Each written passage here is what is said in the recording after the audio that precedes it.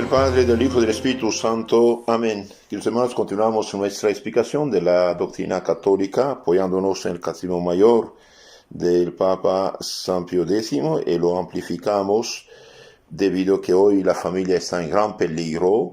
Veamos un poco lo que debe ser una familia cristiana.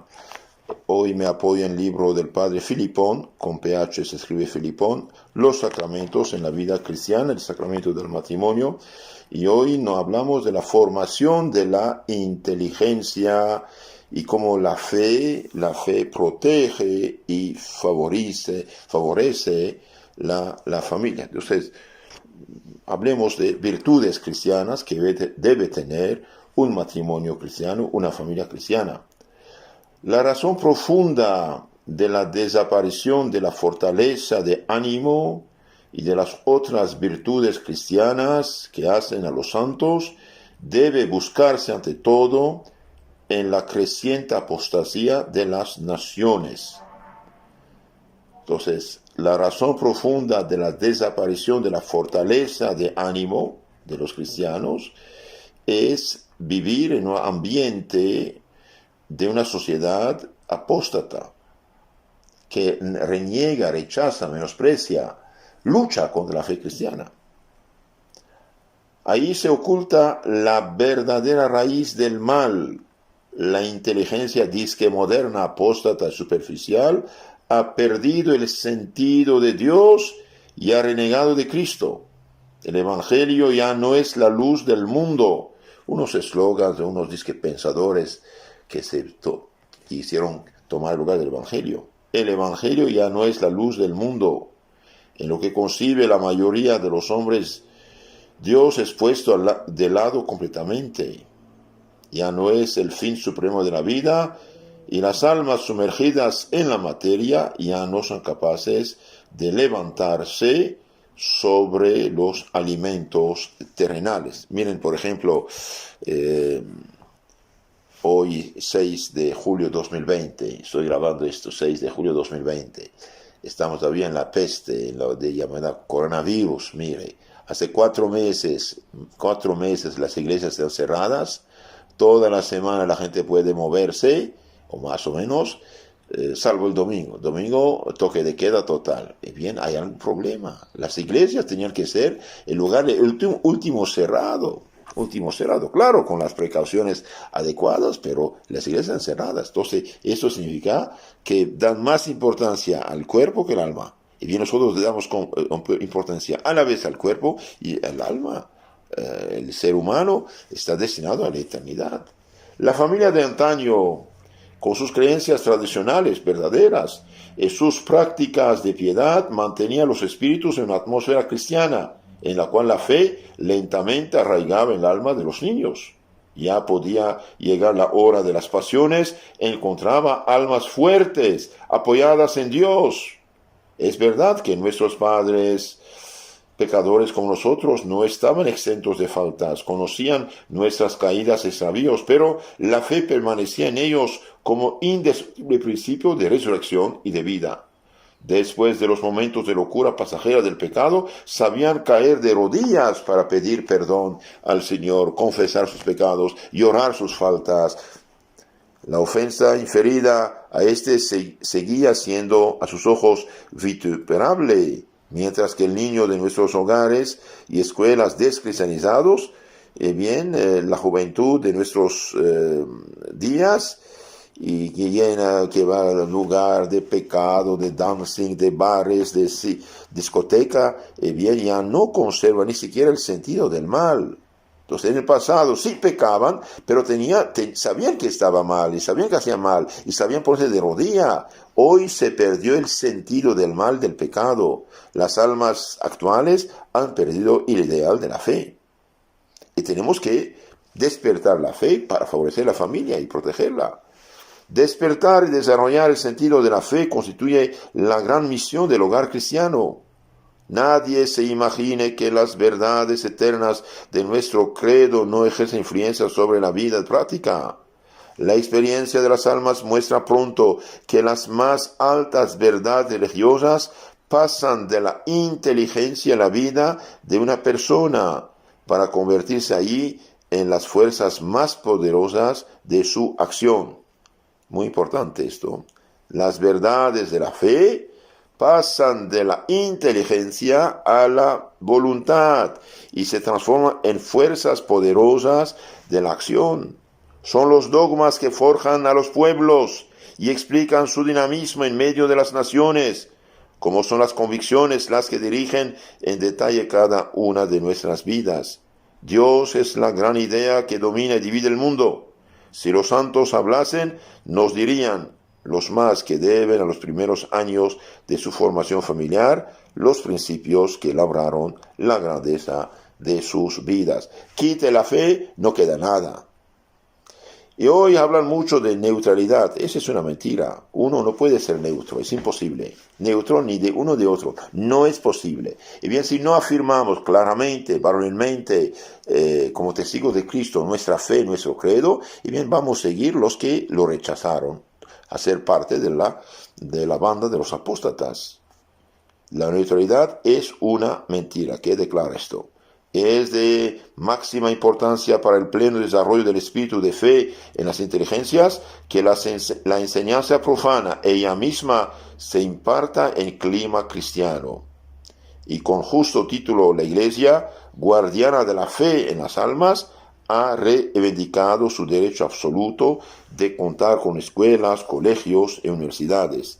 Hace poco un sacerdote me decía bien que tenían profesores de filosofía ateos en un seminario, por favor. Esto no puede ser. Esto no puede ser, esto no es prudente, no es cristiano, no es humano, no es cristiano. El otro día un señor me dijo que después de años de protestante regresó católico, y bien su hijo, para un poco conocer la fe católica, se fue a hacer teología en una universidad católica y encontró dos colegas suyos protestantes ahí de profesores. Hay un problema, algo no funciona. La neutralidad es un mito de la enseñanza primaria que mata la fe de las almas y las vuelve contra Dios. O bien se viene a parar en esta anomalía tan característica de tantos espíritus actuales, una amplia cultura científica sin el desarrollo paralelo, sin embargo necesario, de una ciencia religiosa de igual valor. Hoy muchos católicos tienen formación universitaria en lo profano y en lo religioso son de primera comunión. Esto no funciona. Un niño de primaria no tiene el conocimiento de un ingeniero en materia científica, no es posible. Y lo mismo lo pasa. Los católicos son ignorantes de su fe, por eso entran en crisis. Y por desgracia, como decía el Papa Benedicto, los catecismos, salvo buenas excepciones, de los últimos 50 años, bien, no han dado una formación cristiana completa y adecuada. El Papa Benedicto, cuando era cardenal Ratzinger, en 1985 escribió un libro que se llama Informe sobre la Fe, séptima edición de la editorial de la BAC, Biblioteca de todos los Cristianos, página 80-81, dice: puesto que la teología modernizada ya no parece capaz de transmitir un modelo común de la fe, también la catequesis se halla expuesta a la desintegración, a experimentos que cambian continuamente. Algunos catecismos y muchos catequistas ya no enseñan la fe católica en la armonía de su conjunto. Y bien, en consecuencia, bien, escogen unos cuentos bíblicos y de ahí hacen su catecismo. Y bien, consecuencia de esto, no tenemos una catequesis comprendida como formación global en la fe, sino reflexiones, ensayos en torno a experiencias antropológicas parciales y subjetivas. Ese es el problema. Un catecismo católico debe tener 4 partes: la fe, el credo, la moral, los mandamientos, sacramentos y oración. El mismo Benedicto dijo en 1983, el primer error grave fue su primer catecismo, declarándolo superado. A lo largo de esos años ha sido esta una decisión universal en la Iglesia, pero esto no quita que ha sido una decisión errónea.